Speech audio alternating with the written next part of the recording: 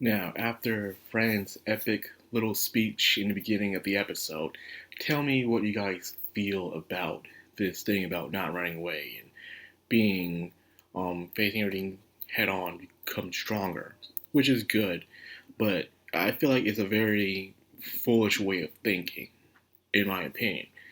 A lot of anime do that where you got facing head on even when you're really on the near death's door, and the character only survives because plot. The plot allows them to survive. The author won't allow them to die, or even why they survive. But in reality, when most movies I would see, the character has this kind of determination, they always end up dead.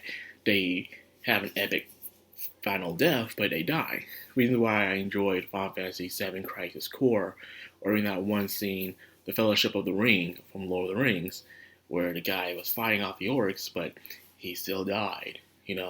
Even Gen from Yuki Yuna prequel, I enjoyed because she was badass, but she still died.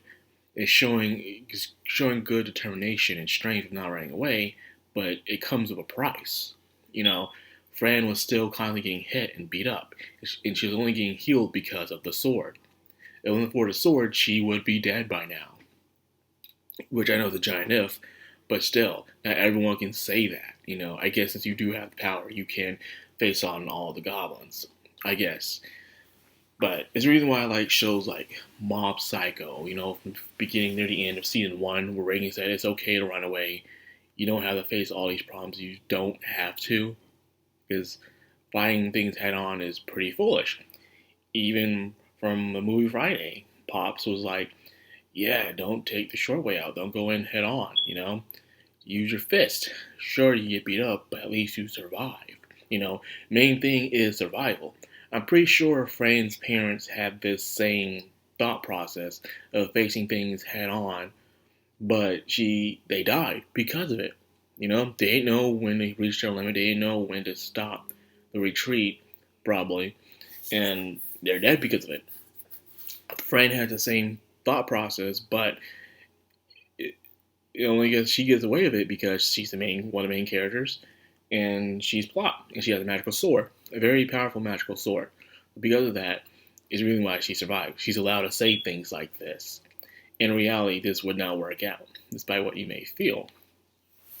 And plus she's still a child in a way. The fact that Sora is fully agreeing on what a child is saying, and I'm not saying children always don't know what they're talking about, but in this situation, you should really take in consideration. You are her teacher, by the way. She calls you teacher, or in the books, in some trailers of the books, she calls him master. Either way, he should be putting more thought into what she is doing instead of agreeing with her because she wants to be a stubborn child. It's very, very foolish in my opinion. I just stand by that. I really do. Because it's maybe good, you may be agreeing to it, which will be enabling her.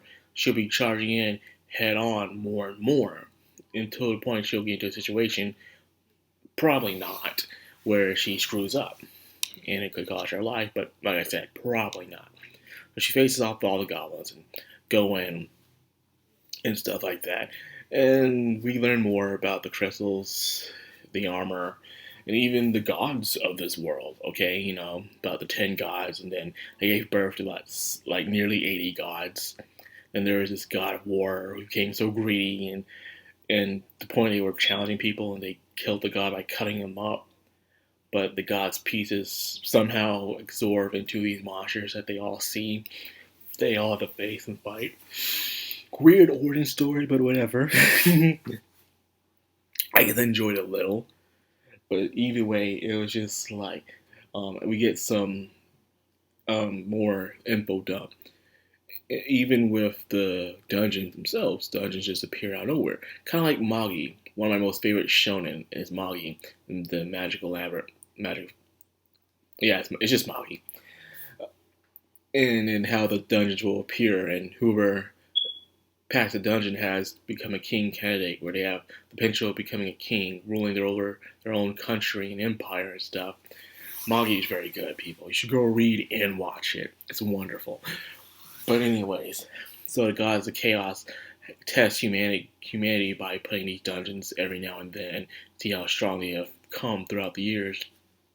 And this one happens to be a dungeon full of goblins. So you know what that means? Goblin raid. Where's Goblin Slayer when you need him? Speaking of goblins, isn't Peter Grill facing some goblins right now? Right now been a wonderful time for Goblin Slayer to come out. You know, we got Peter Grill doing goblins, we got Fran fighting goblins, and then now we got the Goblin Slayer fighting goblins.